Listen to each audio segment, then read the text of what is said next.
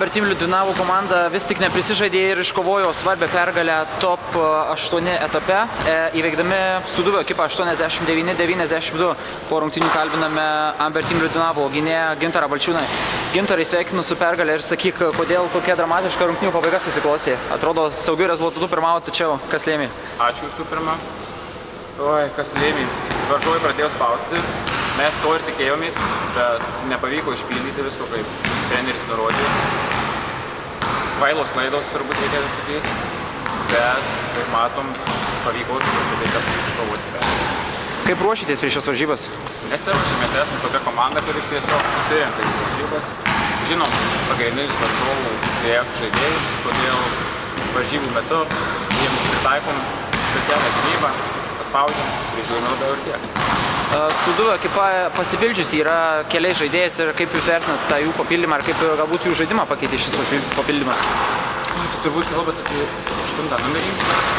Geras žaidėjas, iš tiesų pataiko gerai tritaškius. Manau, pridarė daug žalos šiandieną, nes nepavyko dengti.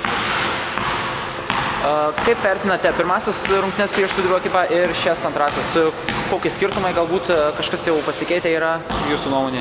Ne, turbūt nieko, esame apylygės komandos visos top 6 etape.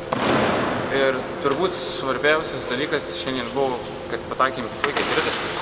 Pradžioje labai tai padėjau ir kaip užsimetėm, taip sakant, taip ir pasilikom tą pliusą.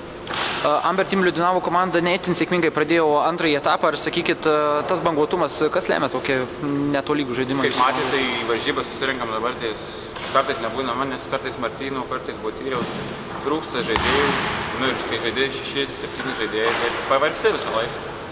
Turbūt tokie dalykai yra svarbiausi. Jūs jau tikrai užsitikrinote vietą top 8 etape, tačiau yra dar 4 komandos, kurios kovoja dėl 2 kelialapių į top 8 etapą. Ir galbūt jūsų nuomonė, sakykit, kas jūsų nuomonė galėtų būti tos 2 komandos? Greičiausiai tai turėtų būti Vilkaviškio komanda, kadangi jauni žaidėjai, perspektyvūs ganėtinai ir jų gausiai susirinka į varžybas, ne taip kaip kitų komandų, tai manau, tai yra didžiausias jų pranašumas, o antra komanda tai palaikys jaunimą, žaisime jaunystę.